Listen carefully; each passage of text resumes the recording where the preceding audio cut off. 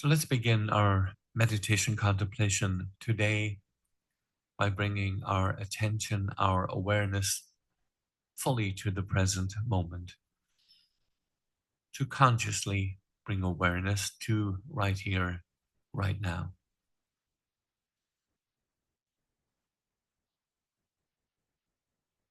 And just notice what is the experience of being right here, right now. And allow yourself to experience just that. Now let's bring our awareness to the physical body by scanning your body from head to toe. And just noticing what's happening within your physical body. As you scan, do you find tension, tightness, disturbance of any kind within the physical body? And whatever's happening is happening. We just bring awareness to what is. So if you do find tension or tightness, bring your awareness fully into that. Maybe even a tight shoulder, neck. And now consciously relaxing the energy throughout your body. Consciously releasing and letting go where possible. Now for a few moments, let's bring our awareness to our breathing. We'll breathe together for 5 short counts. On each count, breathing in and out. At the top of the in-breath, we will hold for a moment, and then breathing out with full awareness on the breath. If you can, breathe in through your nose and out through your mouth, if that is possible. So let's breathe in together now to the count of 1, breathing in,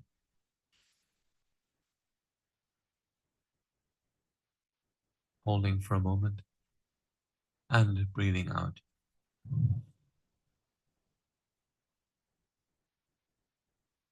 And relax.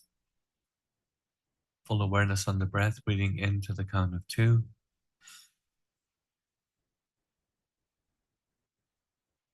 Hold the breath for a moment, and breathing out.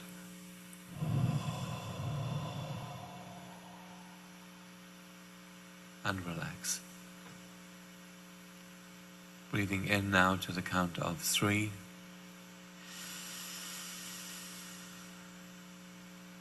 Holding for a moment. Breathing out.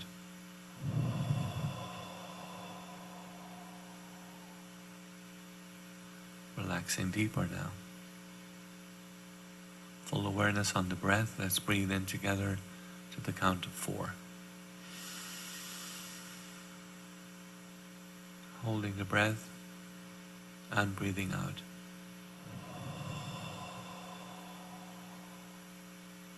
And relax. Breathing in to the count of 5. Holding for a moment. And breathing out.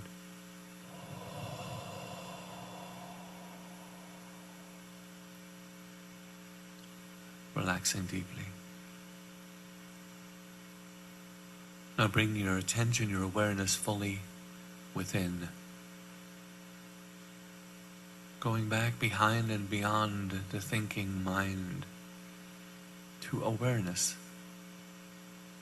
the seat of consciousness. You are the one who notices, who is aware. Be that.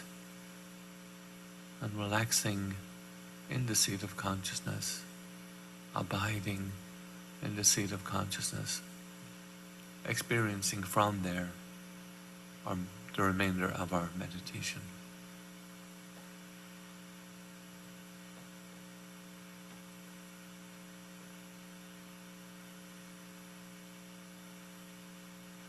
Let's bring to mind, to begin, the fact that resistance is the beginning of suffering and pain. At the moment you are just in awareness, all is well. Awareness presents you with constant gifts of experiences for you to learn and grow from. Michael Singer gives the example of music. When you are absorbed in music, there are no stray thoughts going on. The music effortlessly coming in and feeding the depth of your being. There are moments where you can be raised to ecstatic states simply by listening to music. The frequency, the vibration, the energy of music. He states that when the mind is clear, everything comes in that way. You are either in a heavenly state, experiencing what is pouring into you, or you are deeply absorbed in the inner stillness of your being. Now, in that moment, everything is effortlessly beautiful.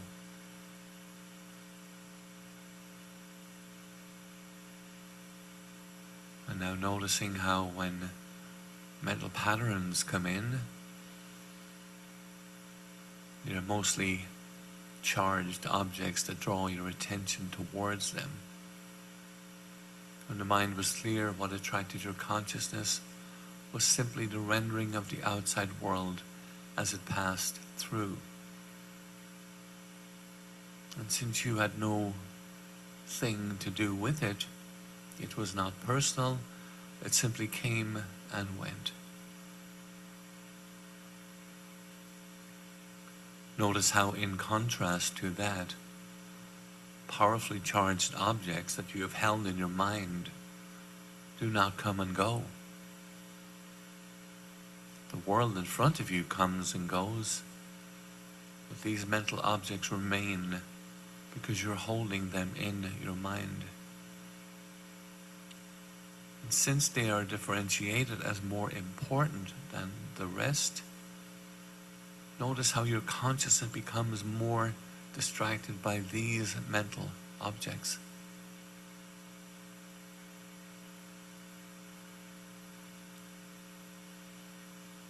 Michael Singer gave the example of the snake and the butterfly, how one is held onto as a pleasant experience and one is held onto as a very negative experience.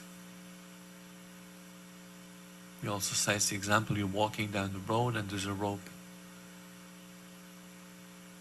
and yet the rope feels the same as it would have when you saw the rattlesnake. The rope reminds you of the rattlesnake. It's not a rattlesnake, it's a rope. Nonetheless, when the rope comes in, consciousness now has a choice: to pay full attention to the rope or be distracted by the negative rattlesnake image that is stuck, caught in your mind. The mind will immediately join these two mental objects together and you will get scared. Scared by a rope? Yes. Terrified by a rope. In the same way, with the image of the butterfly, it also can get caught in your mind. That pleasant experience of the butterfly landing on your hand, after the butterfly flies away, notice how you're still focusing on the image in your mind.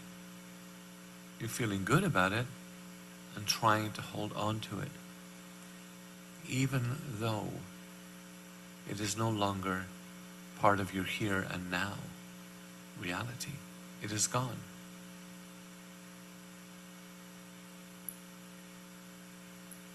At that moment, something new comes in from the outside, maybe a person walking by. Your mind may be rendering this new image, but your consciousness is not fully experiencing or seeing it. Your consciousness is still distracted by the butterfly image left in your mind. Go back for a moment to the experience of experiencing the moment in front of you.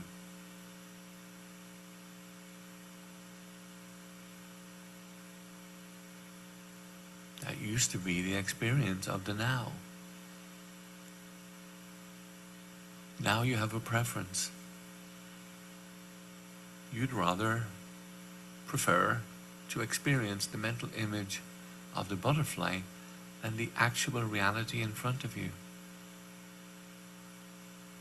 Your world of consciousness now is to focus on the world that you built in your mind. Bring attention, awareness to the truth, the reality, that that world does not match the reality of creation as it is unfolding. That inner world is your own personal creation, made from the mental objects that you did not allow to pass through. Those images in your mind represent things that happened in the past that you are now willfully keeping in your mind. These impressions are the initial seeds that eventually grow into the concept, the self-concept, or personal self.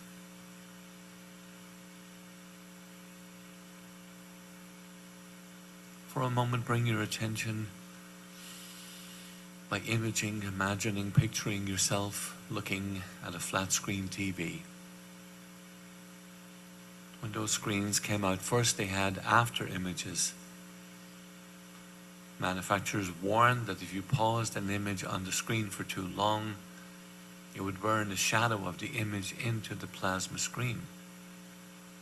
When the show continued, the old image would still be there. It is simple to say that we would not enjoy watching TV that way. Yet that's exactly what is happening with the butterfly or the rattlesnake. You no longer see what is going on in front of you because you have these other mental images on the screen of your mind. You didn't mean to mess up the screen, and yet that is what's happening.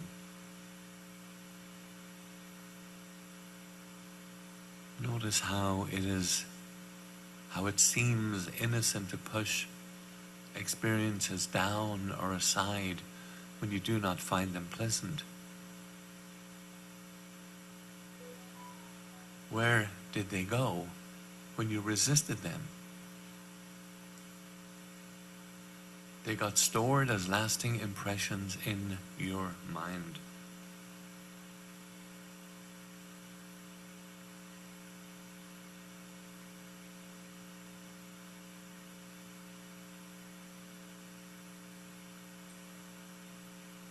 These leftover images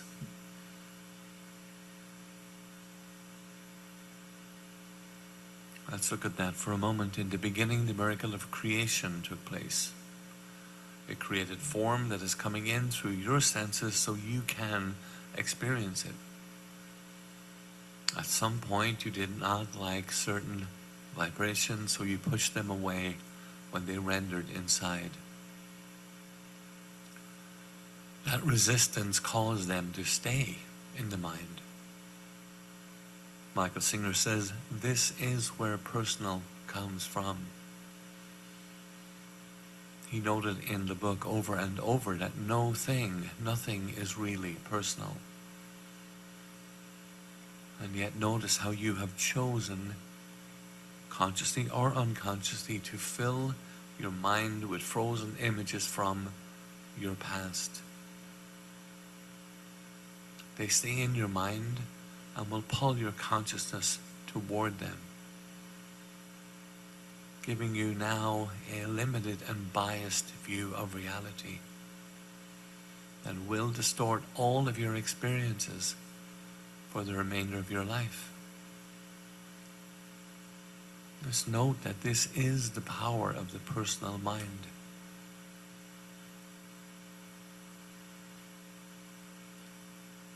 Be honest with yourself. How many of these charged impressions do you have? Notice that you've done this your entire life. These stored impressions build on each other. If the discomfort is bad enough, it can really alter your experience. A personal preference. And that is where all personal preferences come from. Stored impressions. And once you create preferences, they will dominate your entire experience of life. These impressions that stay stuck in the mind are called samskaras in yogic science.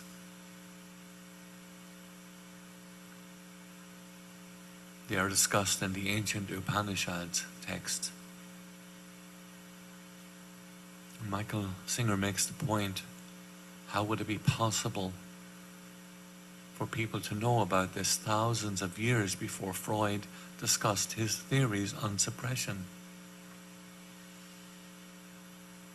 He notes that those people, they were meditators. How they did not need someone to teach them about this. They saw it going on in their own minds.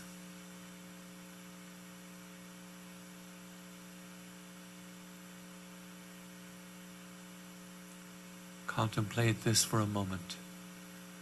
If you are quietly centered in conscious awareness, you can and will see what is passing before you. You alone are the ultimate experiencer of your mind. Notice how a lot of the time you're simply not paying attention. You're getting uptight about wanting butterflies and not wanting rattlesnakes. Losing your centered awareness.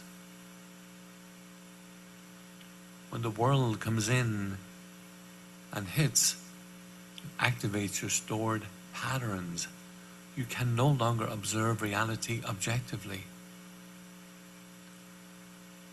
Your consciousness gets drawn into the activated samskaras, and everything becomes distorted. This is the foundation of the psyche, your personal self. It is simply something that you built inside of the mind. It is about you. I'm the one who does not like rattlesnakes. I'm the one who likes butterflies. You've built a self-concept. Someone else may not have that. They may have a psyche around thunderstorms, dogs that bite or kittens that snuggle. Everyone has had different experiences, and so everyone is building a different personal mind inside. No one's doing it purposefully, it's reactive. It happens because you're not ready to openly experience life.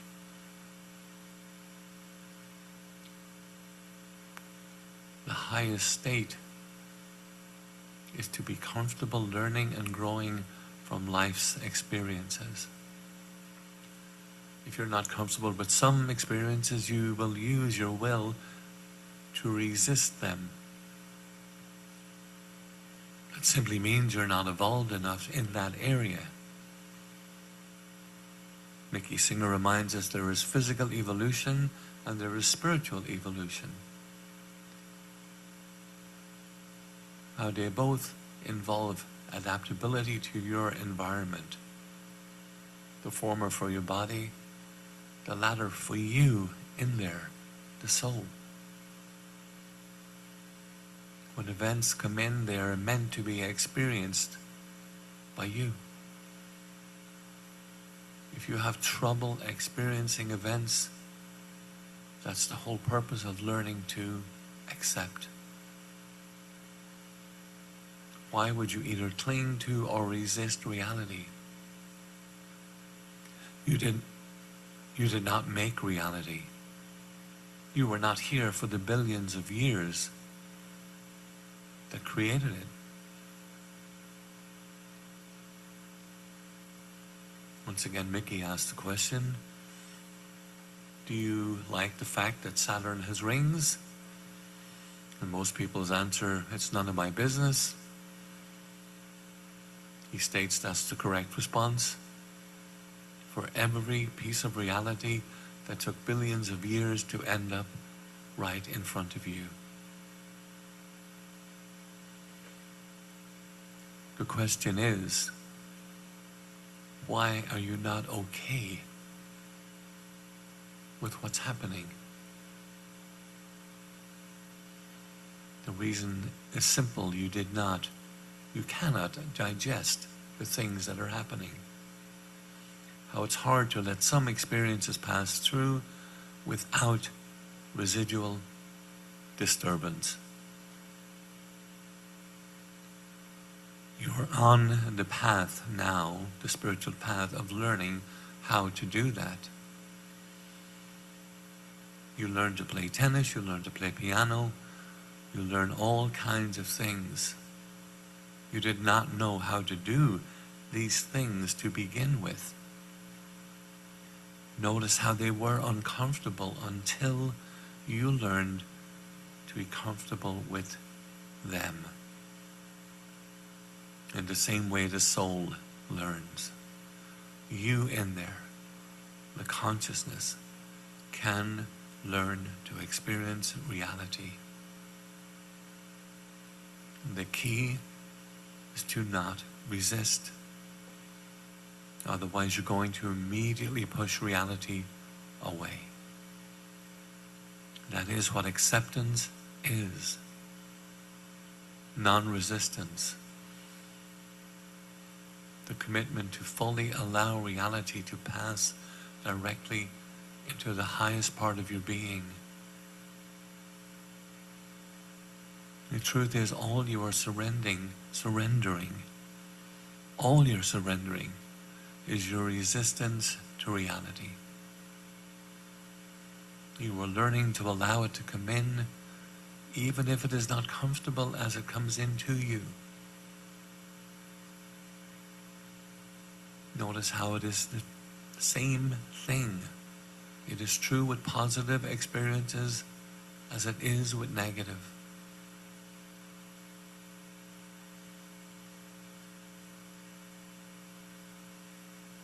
It is the opposite of be here now.